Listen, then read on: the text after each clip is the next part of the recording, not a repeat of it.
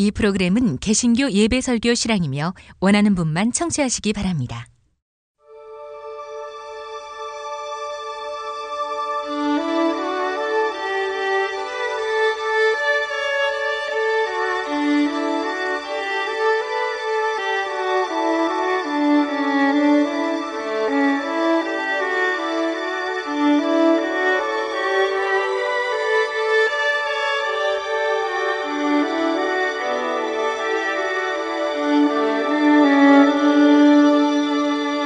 성서와 세상.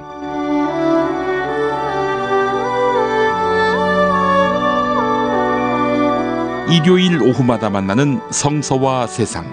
2016년 2월 21일에 인사드립니다. 매주 벙커원교회 주일예배 설교를 보내드리는 시간, 오늘은 평화가 이긴다라는 제목으로 저 김용민의 설교로 함께 하시겠습니다. 광고 듣고 오겠습니다.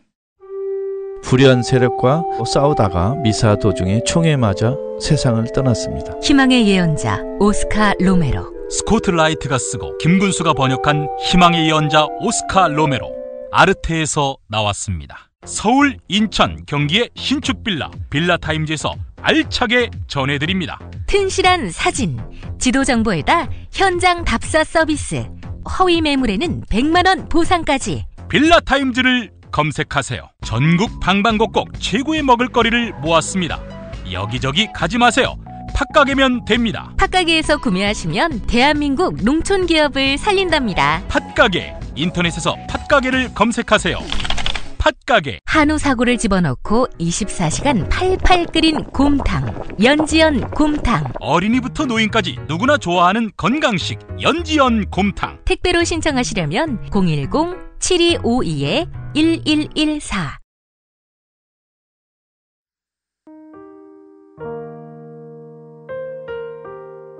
오늘 성서 본문은 신약 성서 마가복음 14장 43절에서 50절까지입니다. 예수의 말씀이 채 끝나기도 전에 12제자의 하나인 유다가 나타났다. 그와 함께 대사제들과 율법학자들과 원로들이 보낸 무리가 칼과 몽둥이를 들고 떼지어 왔다. 그런데 배반자는 그들과 미리 암호를 짜고 내가 입맞추는 사람이 바로 그 사람이니 붙잡아서 놓치지 말고 끌고 가라 하고 일러두었던 것이다. 그가 예수께 다가와서 선생님하고 인사하면서 입을 맞추자 무리가 달려들어 예수를 붙잡았다. 그때 예수와 함께 서 있던 사람 하나가 칼을 빼어 대사제의 종의 귀를 쳐서 잘라버렸다. 그것을 보시고 예수께서는 무리들에게 이렇게 말씀하셨다. 칼과 몽둥이를 들고 잡으러 왔으니 내가 강도란 말인가? 너희는 내가 전에 날마다 성전에서 같이 있으면서 가르칠 때에는 나를 잡지 않았다. 그러나 오늘 이렇게 된 것은 성서의 말씀이 이루어지기 위한 것이다.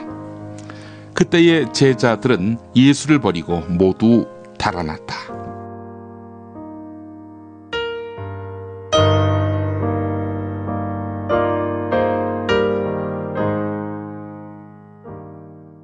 유럽의 최고의 인문주의자 하면은 에라스무스를 안 꼽을 수가 없습니다. 네덜란드 출신의 가톨릭 신부였는데요. 에라스무스는 활동할 당시 톡하면 개신교와 가톨릭이 맞붙어 싸우는 꼴을 보곤 했습니다. 그래서 에라스무스가 했던 말 중에는 이런 말이 있습니다. 가장 불리한 평화가 가장 정의로운 전쟁보다 더 낫다. 이런 비슷한 말도 있습니다. 가장 사악한 평화가 가장 의로운 전쟁보다 낫다. 사실 저급하고 비겁하더라도 평화가 전쟁보다 낫다. 이런 이야기입니다. 전쟁 때문에 발생하는 비용, 또 전쟁 때문에 발생한 파괴는 평화 유지비의 10배가 넘는다. 이런 주장도 에라스무스는 했습니다. 필요하다면 평화를 사라. If necessary, buy peace. 이런 말, 명언 중에 하나입니다. 1990년대 중반 이후, 그러니까 남북 교류가 시작되고 나서 정부가 북한에다가 지원한 돈 다 합쳐서 22억 달러라고 합니다. 이게 우리 돈으로 2조 3,300억 정도입니다. 지금 북한한테 뭐 퍼다 줬다, 돈을 갖다 줬다, 현금을 갖다 줬다 했는데 총액이 2조가 넘습니다. YS 정부 때, DJ 정부 때, 노무현 정부 때, 이명박 박근혜 정권 때 다 합쳐서 2조 정도라는 거지요. 근데 이 2조 전액을 갖다 써도 핵 미사일 개발 비용에 몇 퍼센트나 되겠습니까? 요즘 북한에 돈이 들어가면 안 되니 해외에 가는 우리 국민들 북한 음식점 근처도 가지 말라. 냉면 한 그릇 사 먹지 말라. 지금 이러고 있는 거 아닙니까?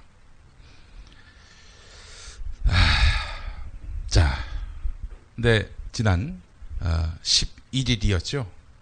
그때부터 개성공단이 문을 닫았습니다. 개성공단의 연간 생산액이 4억 6,950만 달러입니다. 이걸 단순 추산한다면은 그러니까 4억 6,950만 달러 나누기 365일 하면은 하루 가동 중단으로 128만 달러의 생산 차질을 빚게 됩니다. 내일 당장 문을 연다 하더라도 지금까지 153억의 피해를 계상해야 된다 이런 얘기입니다. 이대로 문 닫고 폐쇄해 버린다면은 이후로 우리 정부와 기업들이 그동안 개성공단을 조성하려고 투자한 설비 비용 1조 원 고스란히 날아갑니다. 개성공단 가동 중단과 관련한 입주기업 피해액만도 6조 원이 넘습니다. 여기에 원자재를 납품하는 5천여 개 협력업체의 간접 피해까지 포함한다면 이게 10조 원이 넘을 수 있다는 겁니다. 이거는 필요하다면 평화를 돈을 주고 사라고 했는데 이게 그동안 북한한테 준 돈 곱하기 5배를 우리가 손해를 보게 됐다는 겁니다. 그리고 설 연휴 이후 이틀 동안 국내 증시에서 사라진 시가총액이 73조에 달한다고 합니다. 10조 더하기 73조. 이게 한 83조 되는 거죠? 다시 한번 말하지 않을 수가 없습니다. 필요하다면 평화를 사라. 예. 역사학자 전우용 선생이 한 말이 있습니다. 6.25 전쟁 때문에 일본은 패전 후 폐허 상태에서 신속히 경제를 재건할 수 있었습니다. 베트남 전쟁 때문에 한국은 2차 경제개발 계획의 목표를 초과 달성할 수 있었습니다. 그러니까 남의 불행은 누군가의 이익이라는 설명이죠. 결국 평화를 지킬 버팀목은 스스로 자기 자신밖에 없다는 겁니다. 현대 전쟁에서 이긴다는 게 뭡니까? 상대를 굴복시키는 것 같지요. 베트남 전쟁 때 미국 본토에 폭탄 하나 떨어졌습니까? 아니죠. 하지만 역사는 미국이 진 전쟁으로 기록합니다. 이른바 대테러 전쟁으로 아프가니스탄 정권과 후세인의 이라크 정권을 미국이 주저앉혔지만은 결과에 대한 평가는 상처뿐인 영광입니다. 아프가니스탄 정권 내쫓았지요. 후세인 사살했지요. 그럼에도 불구하고 상처뿐인 영광이란 것입니다. 남북한 간에 무력 충돌이 빚어졌다고 치죠. 평양에 폭탄 한 발 터뜨리는 거하고 서울, 특히 강남에 폭탄 하나 떨어지는 거하고 그게 같습니까? 서울 중심가에 경량급 미사일 하나만 떨어진다고 생각해 보지요. 이것만으로도 온 나라는 난리가 날 겁니다. 결국 끝까지 북한을 응징해서 정권을 무너뜨리고 이른바 승전이라는 것을 한다? 할 수 있겠지요. 하지만 전쟁은 상대의 피해에 대해서는 둔감해지고요. 우리의 피해에 대해서는 매우 민감합니다. 따라서 승전을 하더라도 뒷감당은 불가능합니다. 사드 설치 때문에 중국이 한국을 공격하고 미국은 그런 중국을 공격하게 된다면 중국은 어디다 반격하겠습니까? 누구 영토에 반격하겠어요? 당연히 한반도에 하겠죠. 미국, 중국 둘 중에 누가 이길까? 그거는 우리에게 중요하지 않습니다. 우리는 수덩이가 되거나 거지가 되거나 할 거니까요. 전쟁은 불행하지만 전쟁 이후는 다소 양상이 흥미롭습니다. 여러분, 전쟁 이후에 여성의 힘이 커진다면 믿으시겠습니까? 남자들이 전쟁 나가서 많이 죽으니까 그 사이에 가정을 지키는 어머니의 힘, 여성의 힘은 그만큼 커진다는 것입니다. 그리고 온 나라가 가난해지지 않습니까? 전쟁 나고. 이렇게 되면 서열, 신분, 계급의 차이가 불분명해집니다. 다 거지가 됐으니까요.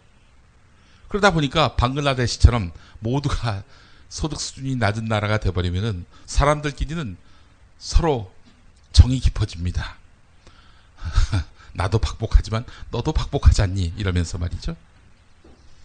이러면서 그 국가의 행복지수가 올라갑니다. 양성차별 또 양극화가 심해지면, 그래서 이런 상황이 발생하면 하나님께서 이런 세상 바꿔보겠다면서 전쟁을 허용하시는 것은 아닌지 하는 그런 생각도 해봤습니다. 하나님이 인간의 불행을 도모하시진 않지만 더 큰 불행, 극강의 불행에 이르기 전에 다시 공동체를 회복시키는 초강수를 두시는 차원에서 전쟁을 허용하신다? 그렇다면 우리 인간은 뭐 해야 되겠습니까? 전쟁이 없도록 차별을 없애고 또 사람과 사람 사이의 격을 무너뜨리는 일, 그런 일을 해야 되는 거 아니겠습니까? 사실 차별을 없애는 거 이 자체로도 평화지만 차별을 없애는 것 이 자체로도 전쟁을 막는 길입니다. 전쟁이 왜 나겠습니까? 전쟁 일으키는 사람들은요, 내부의 불만을 외부로 돌리려 하기 때문입니다. 지금은 잘못이 크기 때문에 이 잘못을 잊게 하려고 외부로 시선을 돌리게 하는 거죠. 그러니까 이 나라의 썩어빠진 수구 기득권 세력은 북한이 너무나 필요합니다. 자기들의 이 논리적인 정당성이 거의 바닥을 드러냈기 때문에 자기들보다 못난 못돼 먹은 그 대상이 있어야 자기들의 정당성이 확보되거든요. 전쟁에 동원되는 사람들은 또 어떻습니까? 마찬가지입니다. 꽉 막히고 앞날은 안 보이는데 내가 그렇다고 지금 기득권 세력하고 맞부딪히기에는 이거 진짜 자기 목을 걸어야 될 일인데, 그보다는 한 단계 낮은 저항의 수단으로 전쟁을 찾는 이들이 많습니다. 거기서 돌파구를 찾는 이들이 많습니다. 진짜 그런 사람들 보지 않습니까? 남북관계가 묘연해지면은 이런 우리 사회의 구조적인 문제에 대해서는 철저하게 침묵하던 사람들이 전쟁하자 이러고 있어요. 그런 사람들 많이 보시죠? 밀덕들이 아닙니다. 밀덕들은요 도리어 이 무기의 위험성을 알기 때문에 평화주의자들이 많아요. 밀덕이 뭔지 아시죠? 밀리터리 덕후라고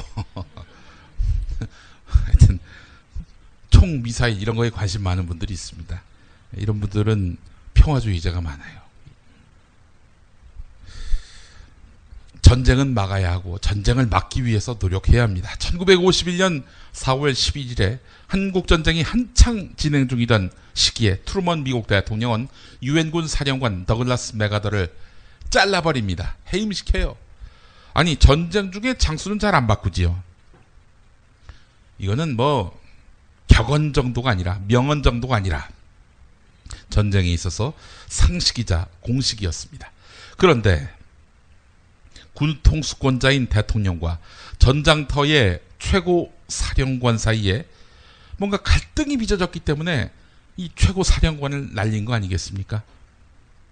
두 사람의 갈등이 실제 있었습니다.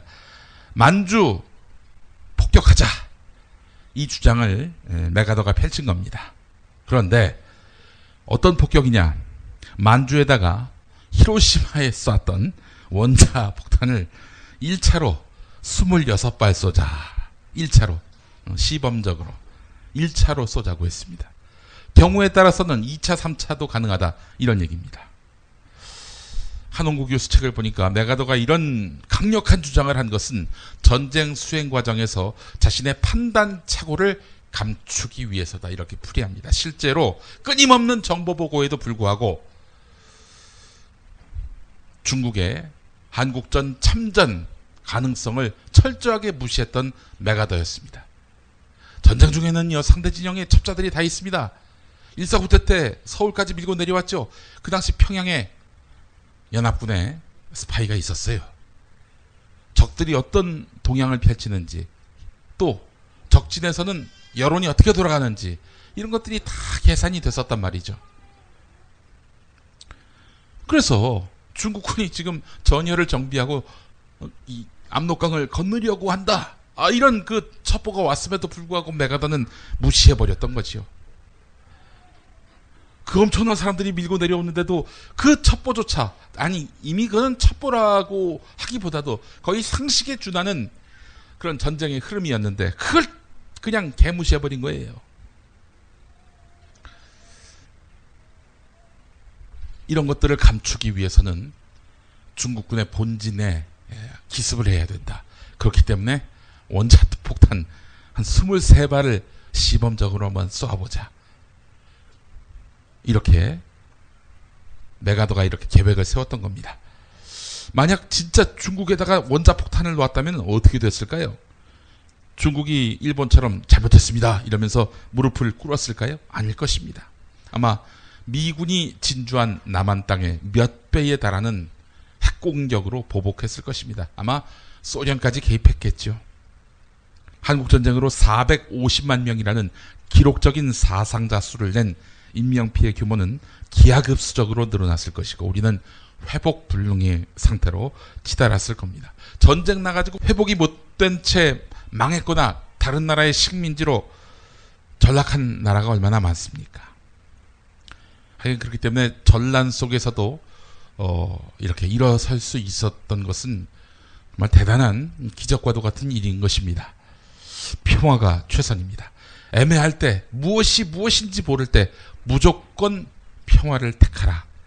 이거는 상식이라 하겠습니다. 마가복음 14장을 펴봅니다. 파격적인 메시지와 행보에 심각한 거부감 또는 위기감을 느낀 종교 권력자들은 급기야 이 파격적인 메시지와 행보를 보이며 민중들의 마음을 삭기 시작한 예수를 제거하기로 결단을 내립니다. 하지만 예수를 체포하는 시점, 그 시점을 낮이 아닌 밤으로 택했습니다. 행여나 민중들이 소요를 잃을까봐. 그러나 당시에는 조명이 없었죠. 불이 없었습니다. 불 없는 시골 거리를 가보셨습니까? 아무것도 안 보입니다. 달빛 말고는 빛이란 게 없어요. 근데 거기로 가서 체포를 해야 됩니다. 근데 당시 사진이 있었습니까? 뭐 인터넷이 있었습니까? 예수가 어떻게 생겼는지 어떻게 알아요? 아무도 몰랐습니다. 이런 상황에서 예수를 붙잡는다? 그리고 또 당대 사람들이 다 머리를 길렀잖아요. 그놈이 그놈이고 그년이 그년 같은 그런 시대였습니다.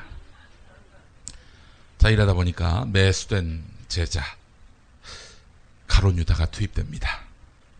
그래서 내가 가서 입맞추는 저 인간이 예수니까 이 사람 잡아라. 서로 작전을 짭니다. 그렇게 해서 예수님이 붙잡힙니다.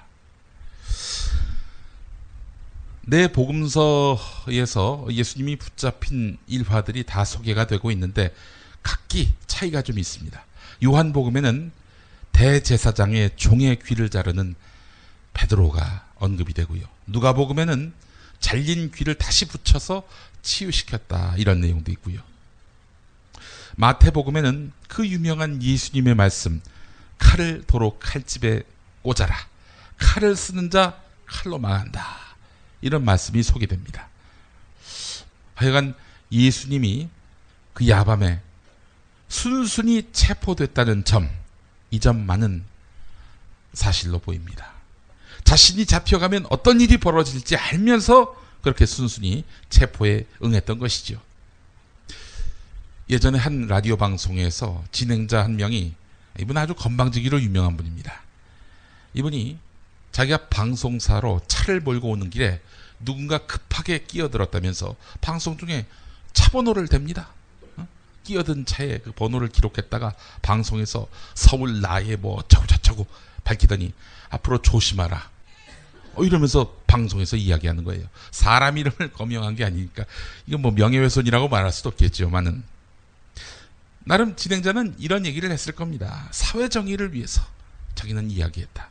하지만 그 이전에 이건 권력 행사 아닙니까? 자기가 마이크를 잡고 있는 사람으로서 권력을 행사한 거 아니냐 이겁니다.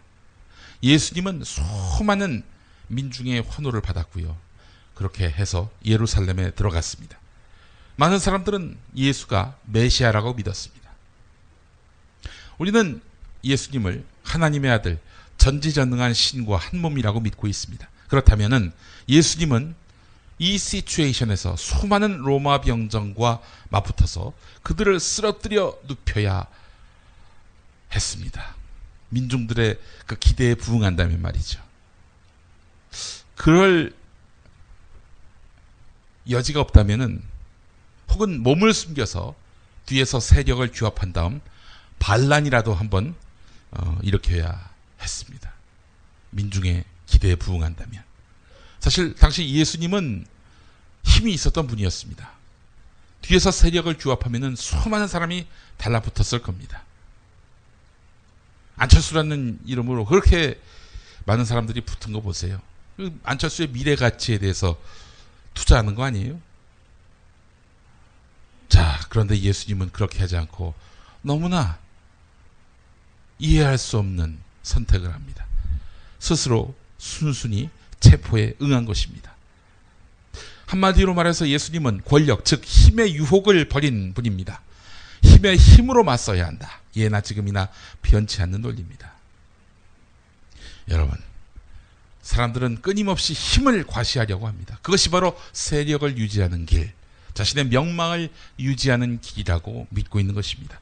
그런데 이 힘이라는 게 얼마나 허망합니까? 예수님은 순순히 체포됨으로써 이 힘의 유혹을 벗어 던졌습니다. 많은 것들을 시사하는 행동이었습니다. 요컨대 예수님은 힘의 힘으로 맞서야 한다는 태초 이래로의 인간 사회의 상식을 정면으로 거부했습니다. 예수님은 이스라엘, 특히 갈릴리 민중을 부추겨서 전쟁을 일으킬 수 있는 충분한 힘이 있었습니다. 뚜렷한 적이 있었지요. 그 적은 게다가 자신의 목숨을 노리고 있습니다. 게다가 분위기도 조성되어 있습니다. 자존심 강한 유대 민족을 상대로 해서 식민 정치를 펼치던 로마에 대해서 이 유대인들이 적개심이 엄청났습니다. 정치적 메시아가 나타날 것이다. 이런 믿음이 있었습니다. 게다가 실제로 그렇건 그렇지 않건 간에 이적을 베풀 능력이 있다는 그 인상만으로도 예수님은 어마어마한 카리스마를 지녔습니다. 수없이 많은 사람들을, 수없이 많은 아픈 사람들을 일으키고 또 눈먼 사람을 눈뜨게 만든 그런 이적을 보인 예수님 아닙니까? 정치적 야망이 있다면은 정말 무력혁명을 일으키겠다 마음만 먹는다면 단추 하나만 누르면 되듯 선택만 하면 될 일이었습니다. 적어도 이심전심 그의 제자들 역시 예수님이 그런 소용돌이의 중심이 되기를 원했습니다. 하지만 예수님은 무력한 죽음을 택했습니다. 이것이야말로 평화주의에 대한 확고한 신념을 가진 분이다. 이렇게 생각하지 않을 수가 없는 겁니다. 마태복음에서 로마 병정의 귀를 자른 제자 베드로에게 칼을 든 자 칼로 망한다라고 하신 말씀이 있죠.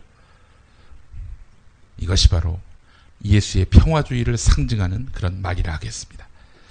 구약의 하나님은 전쟁 도구를 농기구로 바꾸라 이렇게 말씀하셨고, 신약의 예수님은 칼을 들지 말라 이렇게 말씀하셨습니다. 하지만 인류는 그로부터 현재까지 세계 대전급 큰 전쟁만 86번 치렀습니다. 86번, 뭐 아무것도 아닌 것 같지만 100년 전쟁같이 길게는 그 기간이 100년이 넘는 역사에 남을 대전을 합한 횟수가 86번이란 얘기입니다. 한 4, 5년에 한 번 쉬고 이렇게 매번 큰 전쟁이 있었다는 그런 통계도 있었죠. 인류는 그 86번의 전란으로 거의 풍비박산이 나다시피 했습니다. 기독교는 이런 전쟁을 막기 위해서 얼마나 노력을 했습니까? 기독교가 평화의 조종자로서 그 존재감을 과연 나타냈을까? 부끄럽게도 기독교는 전쟁을 막기는커녕 도리어 전쟁을 유발시킨 장본인들이었습니다. 누차 말씀을 드렸습니다마는 2001년 9.11 테러를 당한 조지 부시 행정부는 이튿날 국무회의를 열었습니다.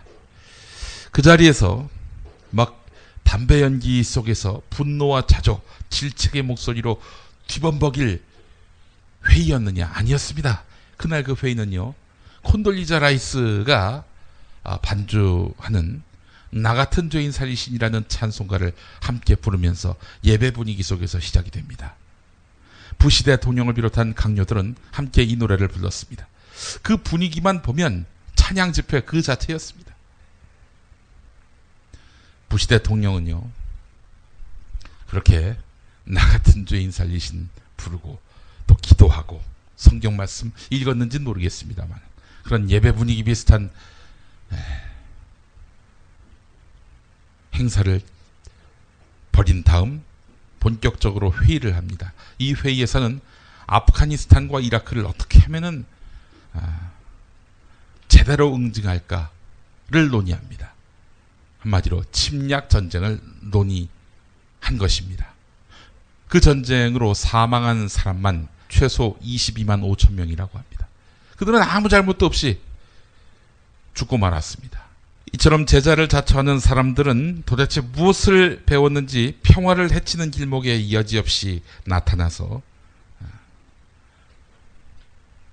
칼노름, 총노름을 하고 말았습니다. 한국은 어떻습니까? 마찬가지죠. 한국의 개신교인들, 이렇게 호전적인 사람들, 전대미문입니다. 김영태 변호사께서 하신 말씀이 있습니다. 유사일에 돈을 둘러싼 싸움보다도 종교 전쟁이 훨씬 더 잔인했고 결론이 나질 않았다. 물질이나 영토는 나누면 됩니다. 그러나 신념은 양보하기 힘든 것이죠. 요즘 트럼프 어떻습니까? 트럼프, 한국 이름 화투. 무슬림 입국을 금지하겠다. 멕시코 이민자 막기 위해서 국경에다 벽 세우자. 이 사람 장로교인이라고 합니다. 어찌 예수를 믿는다면서 이런 망발을 할 수 있겠습니까? 제세례파 이야기를 해보려고 합니다. 아나바프티스트라고. 이분들은 400년 전 종교개혁 때부터 당시 부패했던 가톨릭도 교황도 비판을 했지만은 어떤 새로운 권력 구조를 만들려 했던 개신교도 따르지 않았습니다. 가톨릭도 개신교도 아닌 거의 경계인, 주변인 이런 자리에 있었습니다.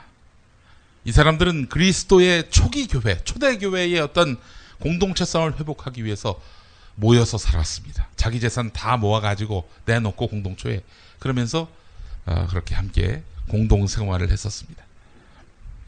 당연히 이 사람들은 아우구스티누스의 정의로운 전쟁은 괜찮다, 이 논리에 동의하지 않았습니다. 그렇게 제세례파는 세례의 형태와 양식보다는 극단적인 그 평화주의 단체로 보다 더 알려져 있는데요. 미카엘 자틀러라는 사람을 우리는 만나봐야 됩니다. 16세기 사람 미카엘 자틀러. 이 사람은 평화를 강조하고 또 강조하던 와중에 이런 말을 했습니다.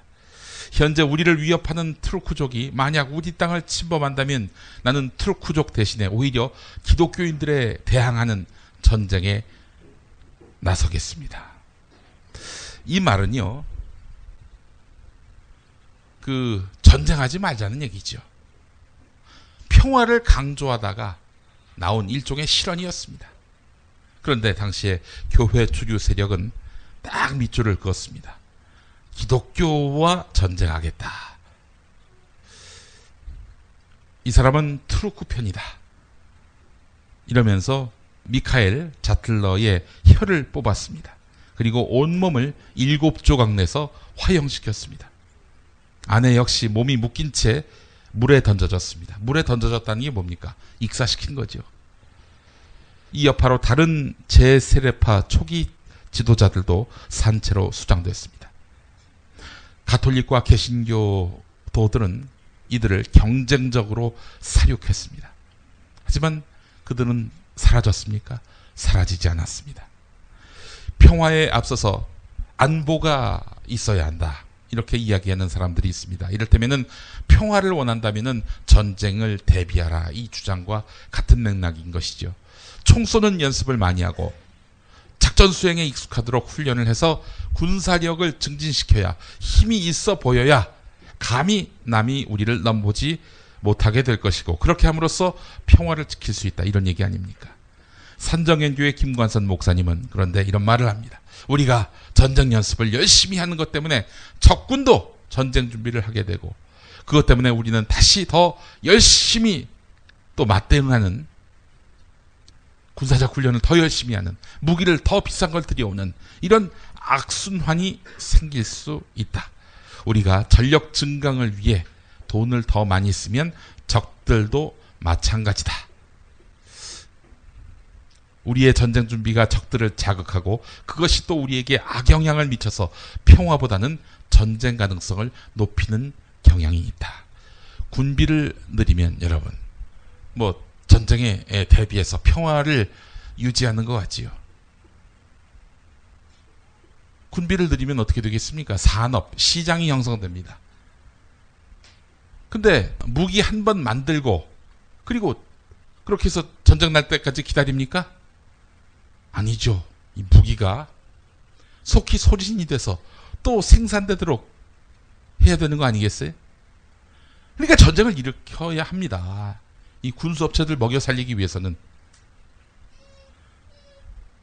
그렇기 때문에 이게 참 군비를 줄이는 방향으로 우리가 노력해야 된다. 국제사회가 뜻을 모아야 한다라는 점이 매우 중요합니다. 근데 어떻습니까? 부시가 들어서자마자 곳곳에서 전쟁을 일으키거나 혹은 전쟁 위기를 높여서 무기를 사게끔 만드는 정책을 취하지 않았습니까? 공화당의 오랜 서포터스가 바로 군수업체입니다. 정의로운 전쟁의 이론은 그런데 제가 또 이 자리에서 많이 얘기했던 기독교에서부터 비롯됐습니다. 정의로운 전쟁 이런 거지요. 사실 초대 교부들은 예수님의 부활 승천 이후에 그 평화의 가르침을 지키기 위해서 애를 썼습니다. 터툴리안 같은 교부는 어떻게 기독교인들이 전쟁을 일으킬 수 있습니까? 그럴 수 없습니다. 비록 평화적인 때라 하더라도 우리 주님께서 우리에게 이미 칼을 빼앗으신 이상 어떻게 기독교인이 이렇게 칼을 들고 군인이 될 수 있습니까? 라고 말했습니다. 또 북아프리카 사람 막시말리아누스 같은 경우 병역을 거부했다가 순교를 당했습니다. 지금이야 여호와의 증인만 병역 거부하는 것처럼 알려졌지만 실은 병역 거부의 원조가 기독교였습니다. 자, 그런데 당시 그 기독교인들은 엄청나게 박해를 받았습니다. 그런 와중에 로마 황제 콘스탄티누스가 등극합니다. 그 이전까지 원형 경기장에서 사자에게 몸이 뜯겨져 죽음에 이르렀던 초기 기독교인들 순식간에 인생 역전을 경험합니다. 사회의 주류가 돼버려요. 그러다가 테오도시우스 황제가 들어서면서 기독교가 공인된 종교에서 아예 국교가 돼버립니다. 그래서 실은 기독교가 이때부터 주류 종교가 됐는데 얼마나 고마워요. 콘스탄티누스 대제가. 그래서 콘스탄티누스 대제를 미화하는 이런 온갖 그 설화들 한마디로 지어낸 이야기가 난무했습니다. 콘스탄티누스 대제가 전쟁 중에 십자가 형상을 보고 예수를 믿게 됐고 그렇게 해서 기독교를 공인했다. 뭐 이런 이야기인데 이건 확실한 뻥이고요. 콘스탄티누스 대제가 기독교를 택한 데에는 기독교의 유일신교적인 종교성 이런 것들이 필요했습니다. 큰 제국을 사상적으로도 통일하기 위해서 특정 이념, 지배 이념 이런 것들이 필요했던 것이고 그렇게 해서 기독교를 이용한 것입니다. 사실 콘스탄티누스는 본인 자신이 신앙심이 거의 없었을 뿐 아니라 나중에 아내와 아들을 죽인 폐륜적인 범죄를 저지른 사람입니다. 자, 하여간 이 콘스탄티누스 테오도시우스 황제 너무나 고맙습니다. 고맙게 이를 데가 없어요. 자, 그런데 기독교는 평화를 숭상하는 종교란 말이죠. 근데 제국을 운영하려면 어떻게 해야 됩니까? 전쟁을 끊임없이 벌여야 돼요. 전쟁을 벌여야만 또 이웃나라에서 까불지 않습니다. 그래서 이 제국을 운영하기 위해서라도 전쟁은 불가피하게 계속 만들어낼 수밖에 없는 것이 이 지배 원리였던 것이죠.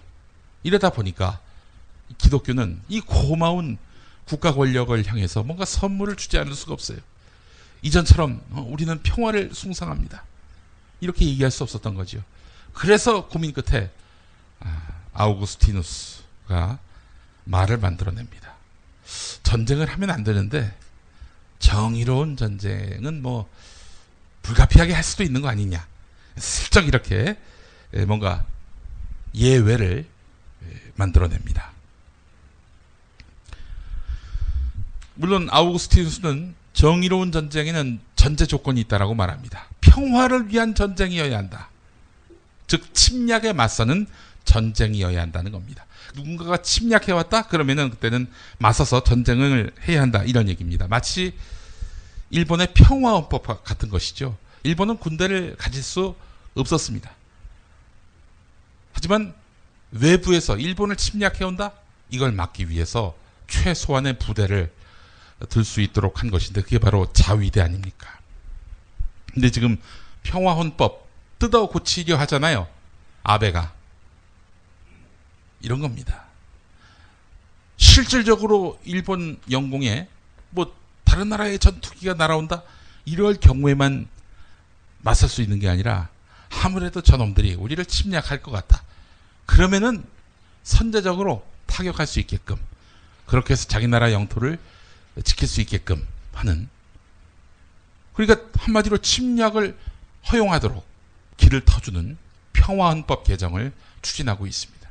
이를테면 이런 거예요. 북한이 아무래도 우리를 호시탐탐 노리는 것 같아. 그러면은 일본 자위대 전투기가 북한에다 폭격할 수 있도록 한다는 것이죠. 북한이 그런 의도가 있건 없건 상관이 없어요. 일본이 그렇게 생각하면 그만입니다. 말 그대로 아우구스티누스 때부터 침략 전쟁에 대해서는 방어적 차원의 전쟁을 할 수 있다. 그건 정의로운 전쟁이다. 라는 말이 애초부터 맞지 않는 말이었던 것이죠. 정의로운 전쟁에 또 다른 전제 조건이 뭐가 있냐면은 전쟁을 하려는 지도자에게 정당성이 있어야 한다는 것이었습니다. 광기 어린 독재자가 전쟁을 해서는 안 된다. 이런 지적인데 이게 어떻게 감별되나요? 나 독재자다 해가지고 뭐 머리에 뭘 붙이고 다닙니까? 마지막으로 아우구스티누스가 내건 원칙이 있는데 정의로운 전쟁의 마지막 원칙, 이거는 적을 사랑하는 마음으로 전쟁해야 한다. 적을 사랑하는 마음으로 어떻게? 그럼 전쟁을 안 하지 기본적으로. 적과의 사이에서 이루어진 약속은 준수해야 하고 비전투병의 안전은 도모해야 하고 민간인을 상대로 한 학살, 약탈, 방화는 금기시돼야 하고 성직자는 전쟁에 동원될 수 없다. 이런 옵션도 있긴 합니다만은 글쎄요. 그런 작은 예외. 전쟁은 안 됐지만 정의로운 전쟁은 있다는 이런 작은 예외는 마치 주먹 크기의 그 구멍이 뚫린 제방과도 같은 것이었습니다. 주먹 크기 아무것도 아니죠. 하지만 뚝은 다릅니다. 그 구멍으로 물이 봇물처럼 터져 나오게 되면은 뚝 자체가 무너지는 것은 시간 문제입니다. 전쟁은 그냥 전쟁입니다. 불과 같습니다. 촛불 하나가 온 도시를 불바다로 만들 수 있는 위험이 있을 정도로 전쟁은 인간의 힘으로 그것을 키우거나 줄이기 상당히 어려운 그런 엄청난 휘발력을 갖고 있는 것입니다. 기독교가 그 이후에 전쟁의 주체였던 그런 때에 정말 아우구스티누스의 이 원칙이 적용된 적이 있습니까? 전혀 없죠. 십자군 전쟁만 보더라도 그렇습니다. 거기 살던 주민들과 유대인들을 모조리 학살했던, 물 대신 피가 흘렀던 그 전쟁에는 과연 정의가 있었습니까? 영국 국교회에 반대했던 청교도가 북아메리카 대륙으로 건너가서 원주민을 사륙한 청교도 전쟁, 이보다 앞서서 중남미로 건너가서 원주민을 학살한 가톨릭 교도들의 사륙전,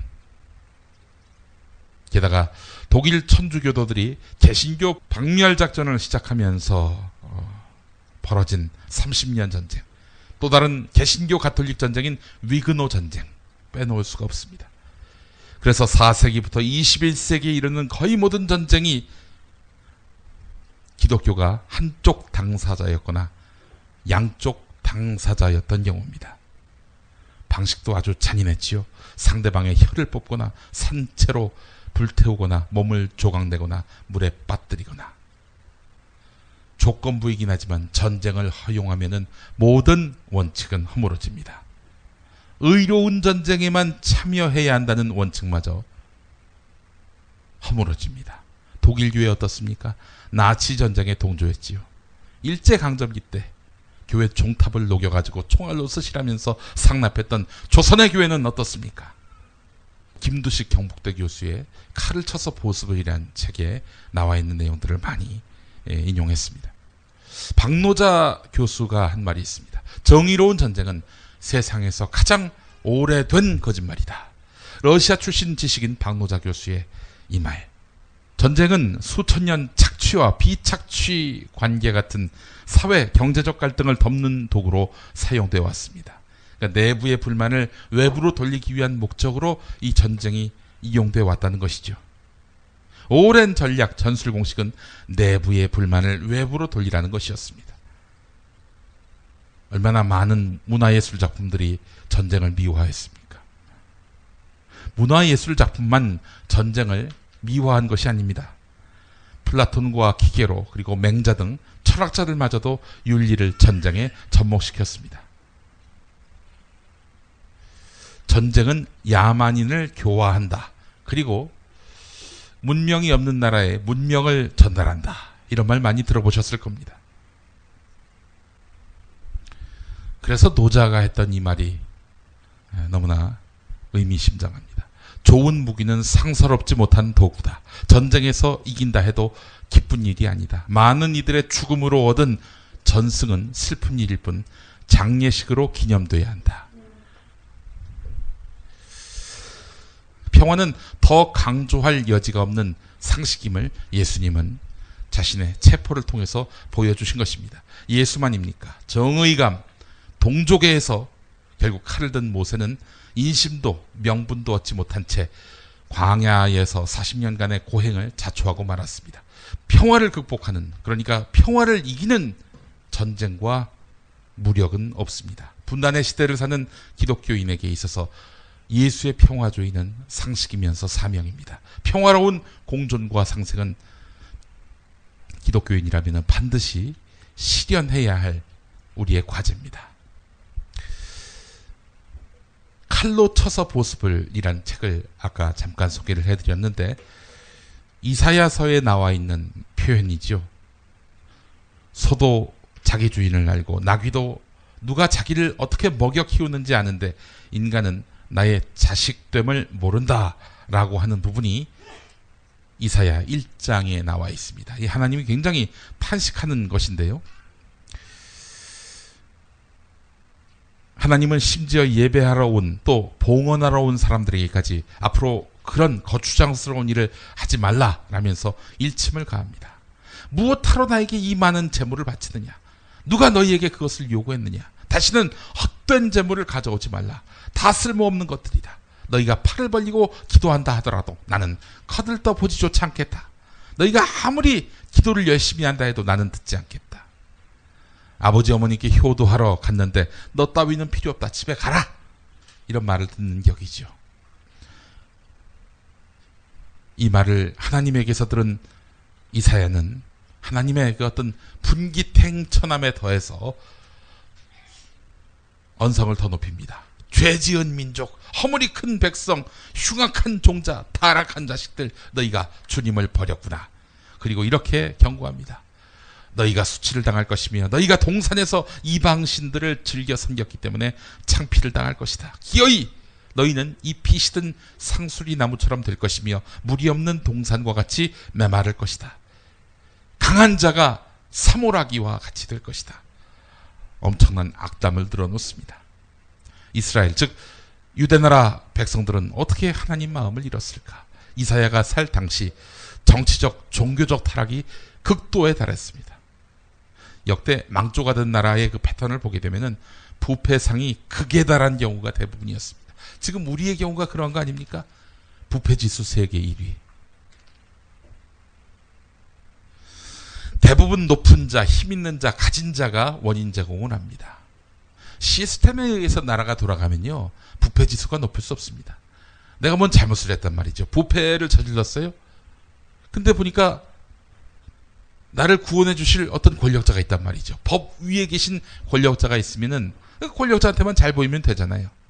그 나쁜 짓을 해놓고도 좋은 자리에 착착 이렇게 착석하시는 이런 분들, 부패 비리 인사들이 그렇게 중용되는 나라, 이런 나라에 무슨 정의가 있고 또 희망이 있겠습니까?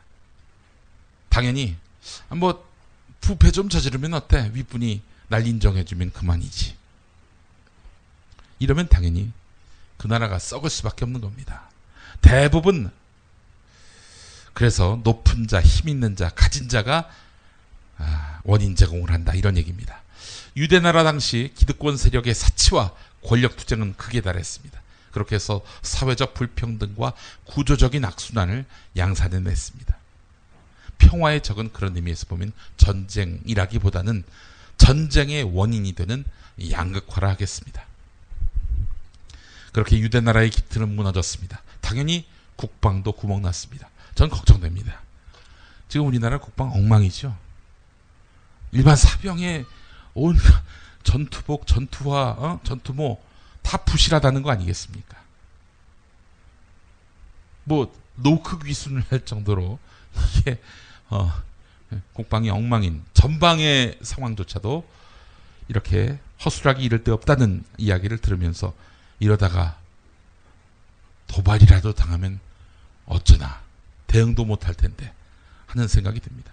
그러니까 이걸 알고 혹시 그 전시작전 통제권을 미국에다가 그냥 넘긴 거 아닌지 하는 생각도 들고, 비싼 미국 무기를 자꾸 들여오려는 것도 그런 이유는 아닌지 싶기도 하더라고요. 지난주에도 말씀드렸습니다마는 유대나라도 마찬가지였습니다. 그래서 주변 시리아와 북이스라엘이 그 손을 잡고 공격해올 때 속수무책이었습니다. 아시리아에 의해서 예루살렘이 포위되기도 했습니다. 언제 전쟁이 다시 일어나고 적군의 공격을 받아서 멸망당할지 모르는 불안과 공포의 시대. 이런 때 사회가 잘 돌아간다면 그건 뭐 기적이겠죠. 기원전 8세기 때였습니다. 당시 유대 왕과 백성들의 심정은 숲이 바람의 흔들림같이 흔들렸다는 시적 표현으로 상징됩니다. 이런 상황에서 예언자 이사야는 뭐라고 말했을까요? 이판사판이다. 우리도 국방력을 키우자. 또 언제 적들이 몰아닥칠지 모르니 우리 모두 식량을 비축하자. 일단 살고 볼 일 아니냐. 이렇게 말했을까요? 아닙니다. 이런 위중한 시기에 군비를 더 늘리고 군사를 수를 더 늘려야 될 이런 때에 칼을 쟁기로 바꿔라. 창도 낫으로 만들라. 아니, 쟁기와 낫으로 전쟁하자. 이런 말은 아닐 텐데 전쟁하지 말자는 얘기였습니다. 그 전쟁에 대한 공포를 버리고 하나님만 의지하자, 이런 얘기입니다. 대단한 역설 아닙니까? 힘 자랑하면서 최강자로 군림한 나라치고 영원한 나라가 없습니다. 로마 제국이 그렇고 원나라가 그랬고 일본, 소련, 그리고 저무는 박스의 상징 미국이 그러합니다. 미국은 쉽게 망하지 않을 것 같아요. 오바마 흑인 대통령을 선택한 미국 국민들의 저력이라고 보거든요. 또 요즘엔 또 민주자가 앞에 붙긴 합니다마는 사회주의 이념을 앞세운 대권 후보가 힘을 얻고 있지 않습니까? 이건 정말 대단하지 않습니까, 여러분? 그러나 어쨌든 미국이 힘 자랑하는 순간 행여라도 화투가 당선돼서 이렇게 그 군비를 확대하고 전쟁하는 미국으로 만든다면 그 순간 미국은 꼬꾸라질 것입니다. 평화를 위협하는 자는 하나님의 공적이 되어 왔습니다. 예수님은 자기를 믿는 백성이건 아니건 간에 평화를 해치는 자를 저주했고 하나님은 이들을 쇠하게 만드셨습니다.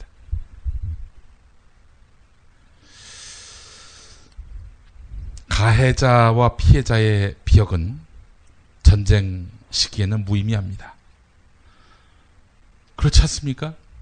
전쟁은 가해자와 피해자의 경계를 무너뜨립니다. 피해자를 할지라도 가만히 있습니까? 가해하지요. 그런 가해자는 또 역공을 펼칩니다. 모두가 가해자가 될 뿐 피해자가 없는 것이 바로 전쟁입니다. 폭력은 누구에게나 아픔이요 마약과도 같은 것입니다.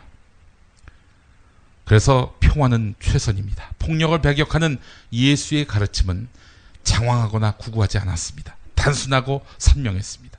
우리 모두는 모든 형태의 폭력, 그것이 꼭 미사일, 핵 이것만이 아닙니다. 말로써 상대방을 억누르는, 힘으로써 억누르는 이런 폭력도 배격해야 합니다. 북한이 핵을 개발했으니 우리도 미국의 핵을 들여오든 혹은 미국을 설득해서 독자적 핵을 개발하든 하여간 우리도 핵 만들자. 아니, 경제 규모만 7배나 더 큰 나라에서 할 소리입니까? 7분의 1밖에 안 되는 북한에 대해서 이런 열폭을 하는 게,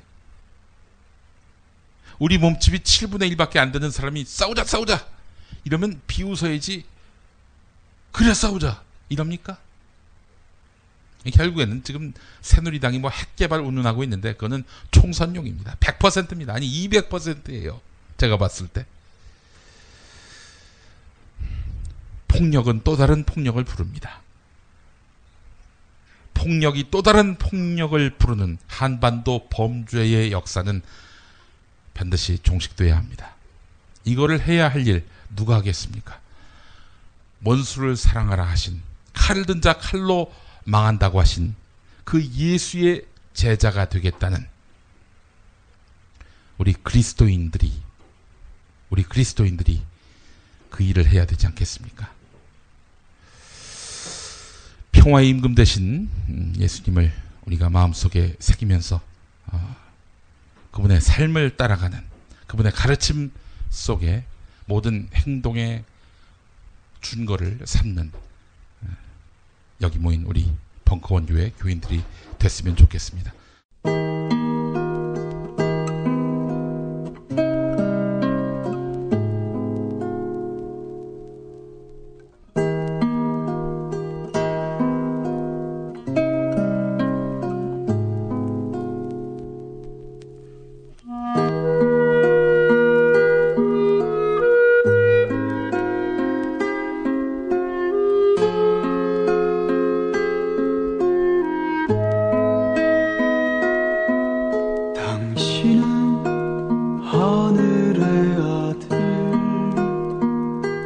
사랑의 노래를 갖고 오니 당신은 땅의 사랑 평화의 아침을 여느니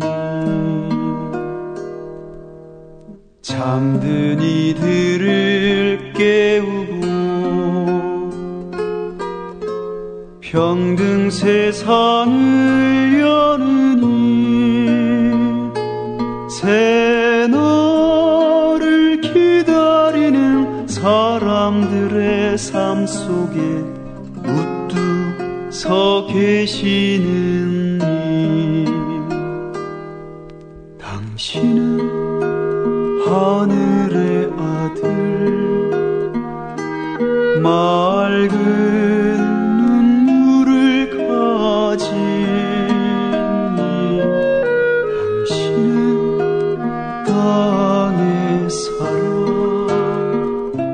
슬픈 것들을 감싸니 갈라진 것들을 잇고 세상을 여느니 새날 위해 일하는 사람들의 삶 속에 살아 계시는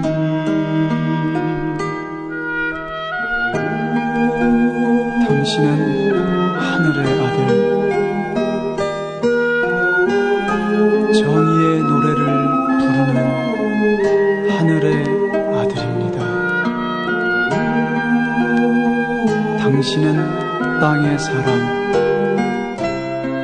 자유의 아침을 여는 땅의 사람입니다. 묶인 이들을 풀고 해방 세상을 여느니 새날을 찾아가는 사람들의 삶 속에 우뚝 서 계시는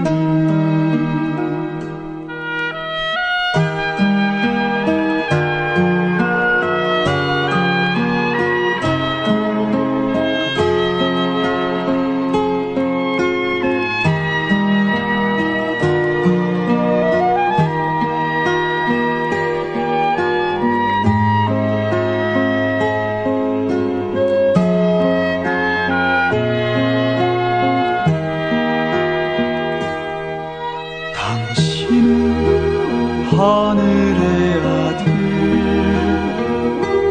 따뜻한 가슴을 가진 당신은 땅의 사랑 죽은 것들을 살리는 인간의 사슬을 끊고 통일 세상을 여느니 새날을 위해 싸우는 사람들의 삶 속에 살아 계시는 새날을 위해 싸우는 사람들의 삶 속에 살아 계시는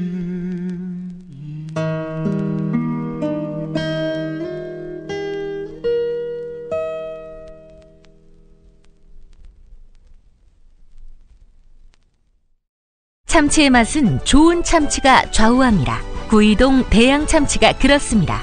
무한 리필에 더한 무한 감동. 직접 경험해보세요. 구이동 대양 참치 02-455-8087. 재미있는 쇼핑몰. 그런데 실생활에 굉장히 유용한 쇼핑몰. 재미월드입니다. 어떤 제품이 있는지 궁금하시죠? 검색창에서 재미월드를 입력하세요. 재미월드. 수면 무호흡, 심한 코골이 이제 걱정 마세요. 여행, 군생활, 찜질방에서도 확인된 코골이 방지기구 코골이 119 1566-0783 1566-0783. 술자리 많은 요즘 3차까지 달린 당신을 위한 필수품 전창걸의 새싹 땅콩차. 이제 속쓰림은 잊으세요. 070-8635-1288 070-8635-1288. 정말 맛있다. 이 말 한마디면 모든 게 설명됩니다. 30년 전통 자연의 이로움을 담은 김치 이담채 김치 1544-4586 1544-4586. 지금까지 벙커원교회 주일예배 설교로 함께하셨습니다. 다음 주 2월 28일 벙커원교회 주일예배는 아침 11시 서울 지하철 1호선과 7호선이 있는 가산 디지털 단지역과 연결된 지식라디오 공개홀에서 있습니다. 그리고 3월 6일 일요일부터는 서울 서대문구 충정로 20 새롭게 이전한 충정로 벙커원에서 예배합니다. 뜻있는 분들의 많은 참여를 바랍니다.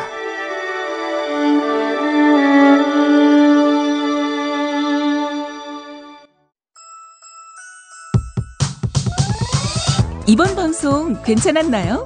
작별의 여운 이렇게 표시해주세요. 다운로드하기, 댓글 달기, 구독하기, 별점 주기. 더 좋은 방송 만들어달라는 약속 이렇게 응원해주세요. 다운로드하기, 댓글 달기, 구독하기, 별점 주기. 기억하셨죠? 다운로드하기, 댓글 달기, 구독하기, 별점 주기.